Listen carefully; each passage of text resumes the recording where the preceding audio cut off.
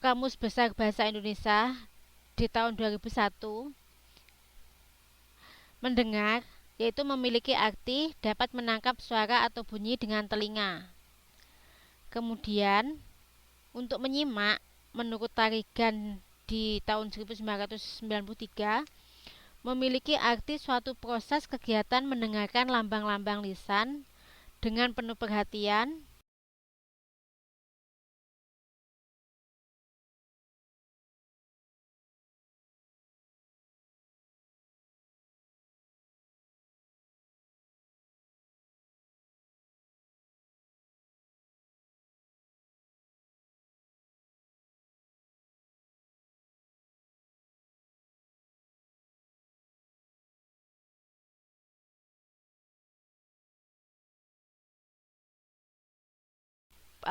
proses, bukan proses, yang membedakan kalau mendengar itu kan hanya sekilas lalu, tapi kalau menyimak itu kita memberi perhatian penuh dari apa yang akan kita dengarkan. Di sini selanjutnya adalah manfaat menyimak, yaitu yang pertama memperlancar komunikasi, yang kedua dapat memperoleh informasi untuk menambah dan pengalaman tentang hidup, yang ketiga sebagai dasar belajar bahasa. Di sini mana ini sebentar, memperoleh informasi. Jadi di sini kalau seandainya kita menyimak karena kita sudah memberi perhatian pada seseorang yang berbicara, maka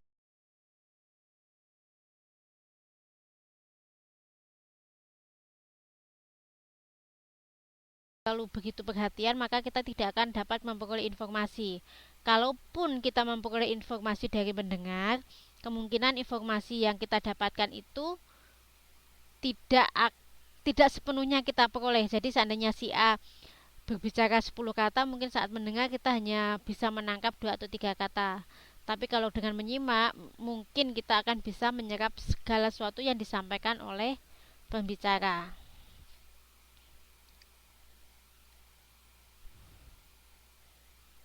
Kemudian di sini kita akan berdasarkan Suhendar pada tahun 1992,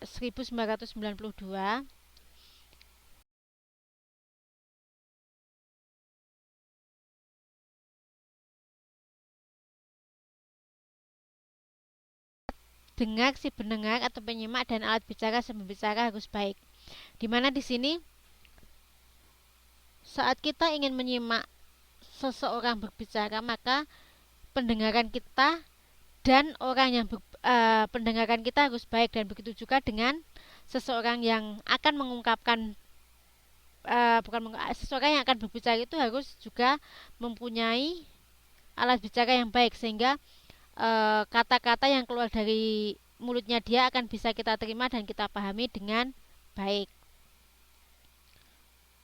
Yang kedua yaitu situasi dan lingkungan pembicara itu harus baik. Di mana situasi dan lingkungan yang dimaksud di sini mungkin yang pertama, kita berbicara dengan jarak yang tidak terlalu jauh, maksudnya berdekatan, atau kita berbicara tidak di tempat-tempat yang terlalu gaduh sehingga suara pembicara bisa didengarkan dengan baik, dan begitu juga kita bisa mendengarkan dengan baik apa yang disampaikan oleh pembicara. Yang ketiga, konsentrasi penyimak dan pembicara. Saat kita mendengarkan atau kita mendengarkan seseorang berbicara, kita harus mempunyai konsentrasi yang tinggi terhadap apa yang akan kita simak, dan begitu juga sebaliknya. Saat kita akan berbicara, kita juga harus berkonsentrasi penuh dengan apa yang akan kita bicarakan. Yang keempat, pengenalan tujuan pembicara. Kita harus tahu tujuan pembicara itu apa. Mungkin dari awal kita mungkin membahas masalah bola misalnya. Berarti kita memang harus tahu bahwa nanti kedepannya dia akan berbicara masalah bola, sehingga kita akan lebih lebih bisa lebih bisa mengikuti apa yang akan disampaikan oleh pembicara. Kemudian yang kelima yaitu pengenalan paragraf atau bagian pembicaraan dan pengenalan kalimat-kalimat inti pembicara. Misalnya tadi seandainya kita berbicara masalah bola, mungkin teknik bermain, mungkin apa itu namanya, selain teknik bermain mungkin cara permainan atau bagaimana bermain yang baik, itu juga kita harus bisa mengenalinya. Yang keenam yaitu kesanggupan menarik kesimpulan dengan tepat. Biasanya saat kita berbicara dengan seseorang, meskipun orang itu berbicara panjang lebar, tapi kita harus terbiasa untuk bisa mengambil kesimpulan yang tepat dari apa yang disampaikan oleh pembicara. Yang ketujuh, memiliki intelijensi yang tinggi. Dimaksud intelijensi yang tinggi ini yaitu cara pikir yang tinggi. Jadi apa namanya, saat seseorang menyampaikan permasalahan A misalnya, kita akan bisa mengambil kesimpulan atau kita bisa mengikuti apa, mengikuti cara pikir pembicara tersebut. Dan yang kedelapan yaitu latihan yang teratur. Karena bagaimanapun juga menyimak, membaca, mendengar atau menulis itu membutuhkan latihan. Dan semakin banyak kita latihan, maka kita akan semakin terbiasa untuk menggunakannya. Sampai di sini.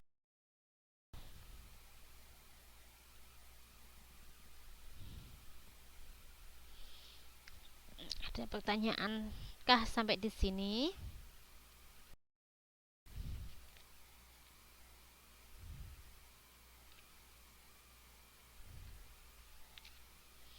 Oke.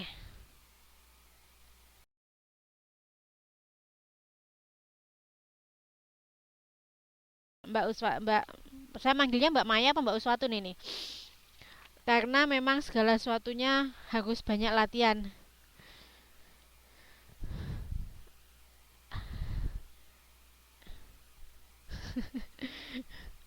Oke.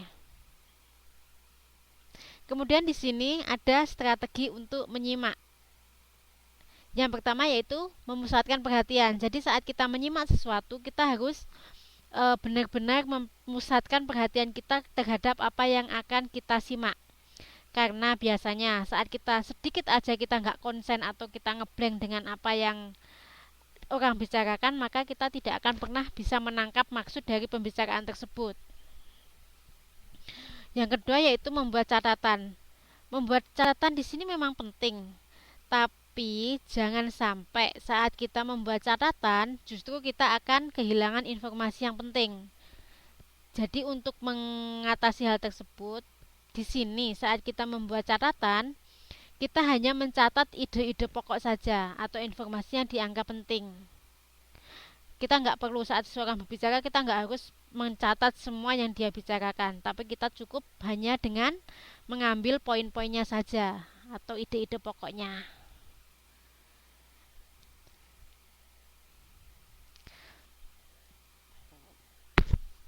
Sampai di sini ada pertanyaan sebelum kita lanjut ke kegiatan belajar 2 yaitu menyimak informasi.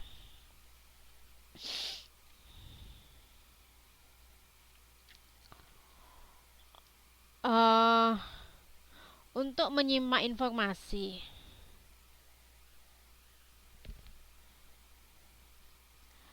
berdasarkan situasi menyimak dibedakan menjadi dua, yaitu menyimak secara interaktif dan menyimak secara non-interaktif. Di mana untuk menyimak secara interaktif itu berupa percakapan tatap muka atau percakapan melalui telepon. Sedangkan untuk menyimak secara non-interaktif terjadi pada situasi ketika menonton TV ataupun mendengarkan radio. Kemudian menyimak berdasarkan intensitasnya. Yang pertama yaitu menyimak ekstensif, yaitu kegiatan menyimak yang berhubungan dengan hal-hal yang bersifat umum dan tidak memerlukan bimbingan langsung dari seorang guru. Yang pertama yaitu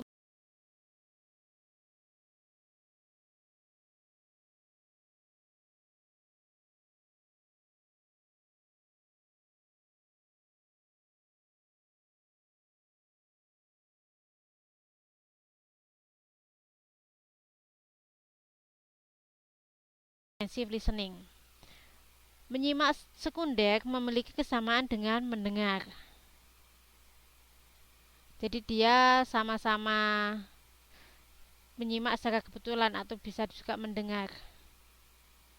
Kemudian, menyimak pasif. Menyimak pasif memiliki kemiripan dengan menyimak sekunder atau melakukan kegiatan sambil melakukan pekerjaan lain. Pada menyimak pasif, perhatian dapat beralih sepenuhnya dari satu kegiatan lain yang lebih menarik perhatian penyimak. Kemudian, di sini contohnya saat kita melakukan dua kegiatan yang berbeda, seperti contohnya membaca buku dan mendengarkan musik. Jadi kalau menyimak pasif di sini, ketika kita rasa mendengar ada satu bait atau mungkin ada satu lirik lagu yang kita suka, maka kita akan otomatis meninggalkan buku yang kita baca untuk lebih mendengarkan ke musik yang mendengarkan lagu yang kita dengarkan, itu yaitu menyimak pasif. Yang ketiga yaitu menyimak ekstensis. Menyimak ekstensis disebut juga menyimak apresiatif, yaitu kegiatan menyimak yang bahan simakannya berupa karya-karya sastra, yang mana kegiatan menyimak ini akan membuat imajinasi ikut terlibat sehingga akan dapat merasakan, melakukan, dan mengalami apa yang dilakukan oleh tokoh cerita yang Anda simak. Di sini saat kita membaca novel, mungkin pada suatu ketika kita akan merasa sedih, merasa senang, merasa bahagia, atau merasa kecewa. Itu yang kita sebut sebagai menyimak ekstensis.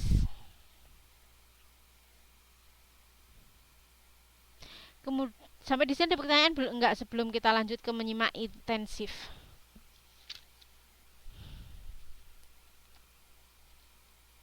Ada kalimat kah? Ada pertanyaan kah?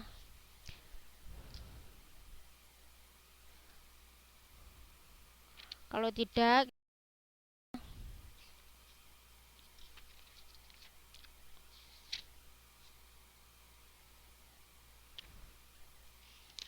di sini itu kayaknya lebih banyak apa?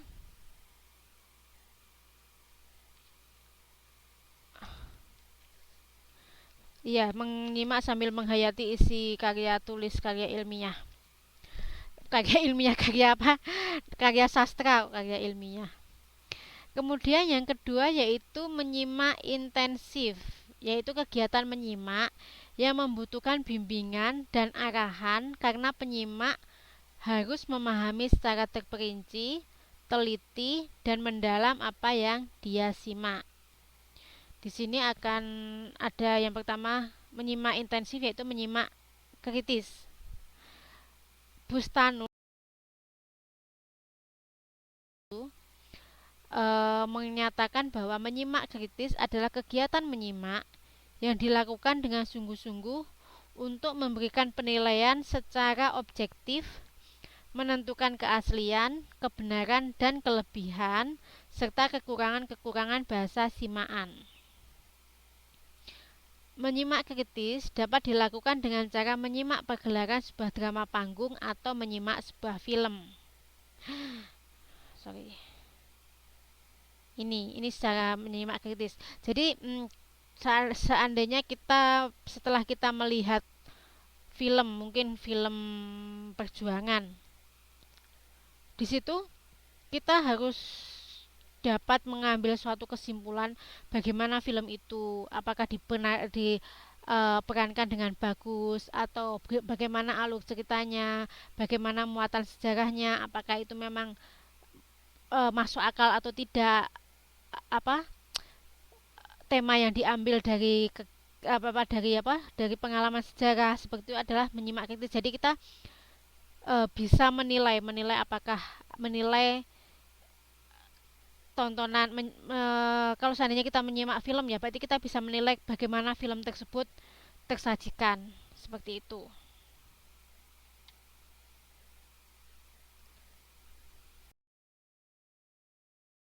Menyimak kreatif. Bustanul Arifin dan kawan-kawan pada tahun 2007 juga mengungkapkan bahwa menyimak kreatif adalah kegiatan menyimak yang bertujuan untuk mengembangkan daya imajinasi dan kreativitas belajar.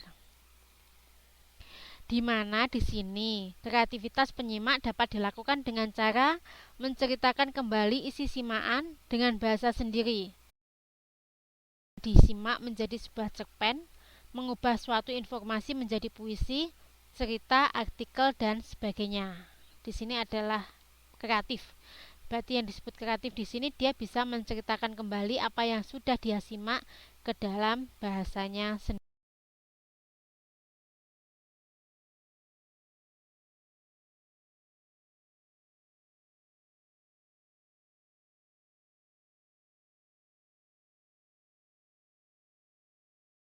Konsentrasi yang lebih tinggi agar informasi yang diperoleh dapat dipahami dan diikuti dengan baik.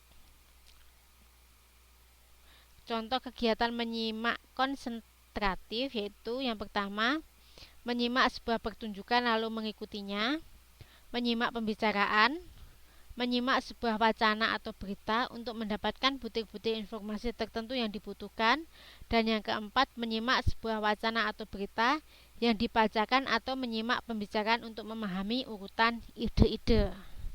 Itu adalah contoh kegiatan konsentratif. Sebagai contoh di sini, seandainya ada berita,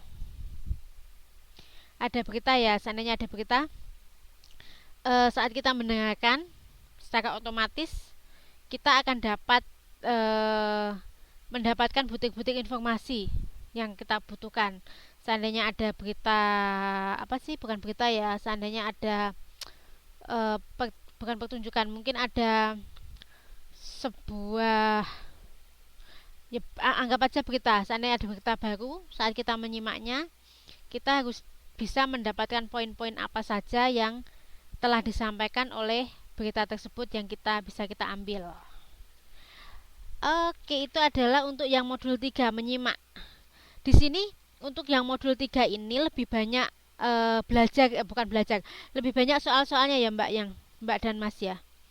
Dimana di sini kan seperti halaman 341 di situ kan ada yang harus lihat video CD dan yang lainnya.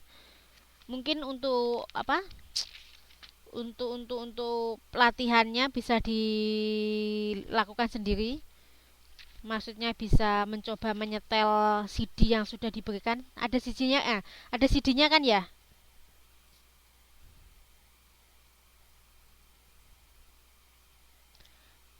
Di modul ini kayaknya setahu saya ada CD-nya. Iya, kalau mungkin untuk belajar menyimak di sini kan karena menyimak itu kan lebih kita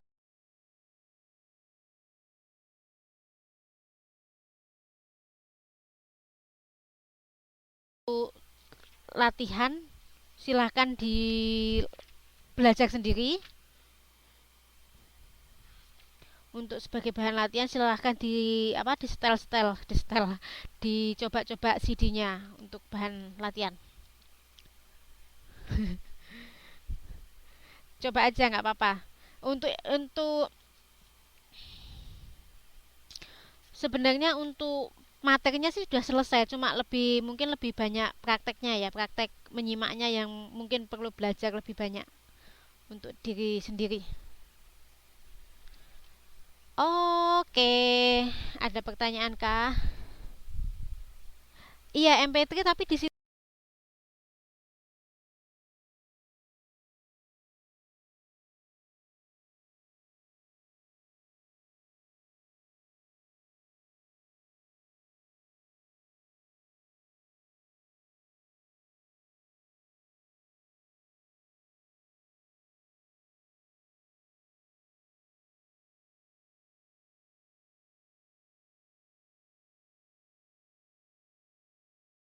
untuk latihan menangkap isi wacana ilmiah.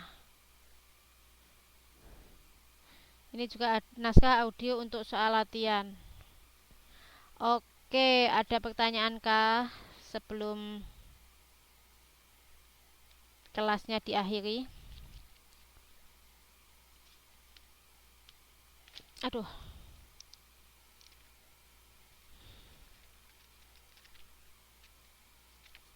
ada pertanyaan kah?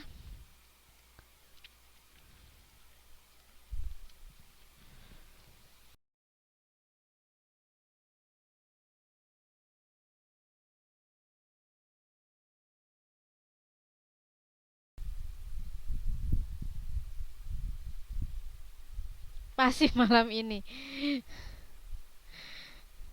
Kenapa Mas Handono kok pasif?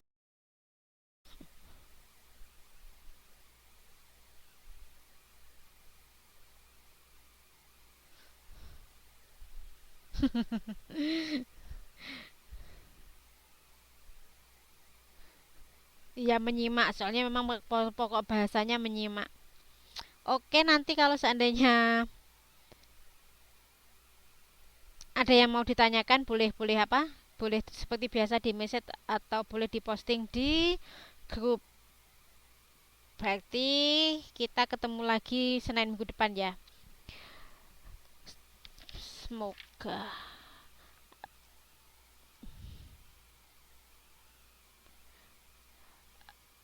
Kenapa?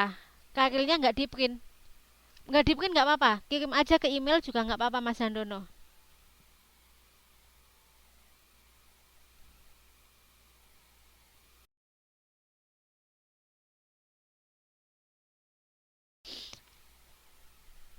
PDF boleh, di Word boleh, tulis tangan boleh, terserah mana yang paling gampang.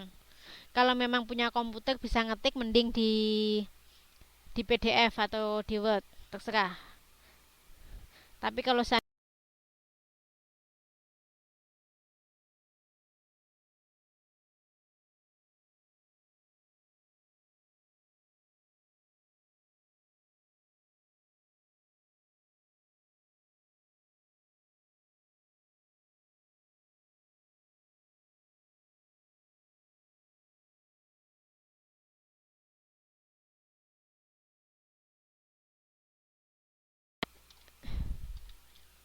ini email saya, tun underscore ya, garis bawah sriana@yahoo.com.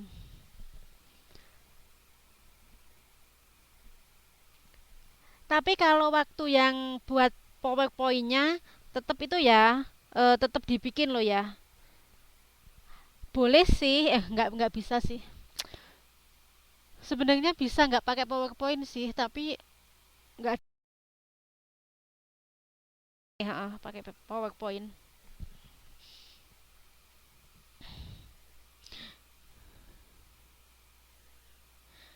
Iya, ya presentasi dibikin sebagus mungkin seperti kemarin. Teman-teman sendiri yang akan menilai.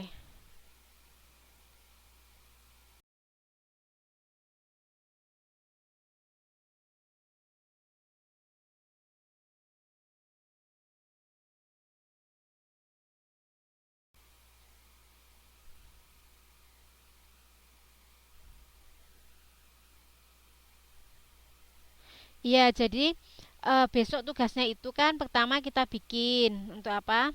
Kita bikin. Eh, pertama seperti kemarin saya jelaskan kalau isinya ada pendahuluan, isi dan kesimpulan dan saran. Setelah jadi tulisannya nanti bikin lagi itu kan tulisan, maksudnya dalam bentuk makalah kan. Yang satunya lagi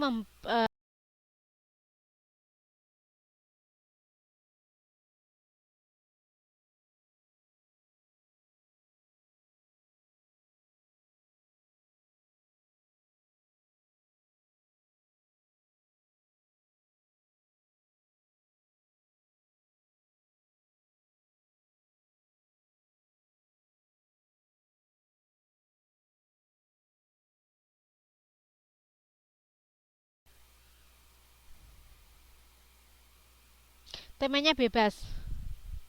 Bebas, temanya bebas. Saya nggak akan apa, nggak tidak menentukan temanya.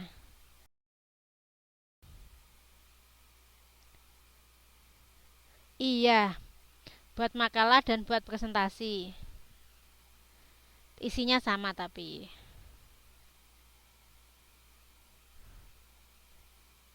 buat latihan, latihan berbicara dan latihan menulis.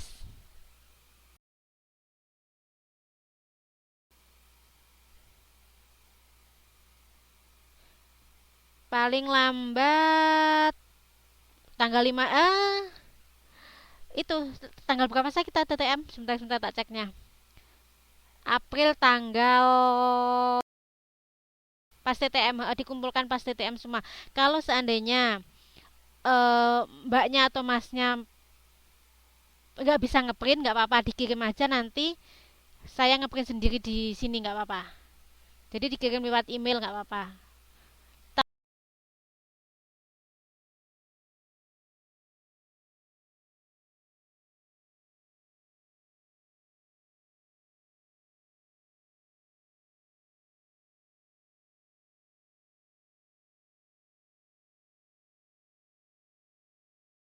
Untuk yang tulisannya, kalau yang tulis tangan boleh di tanggal 5, nggak apa-apa. Oke, oke, oke, ada pertanyaan yang lainnya?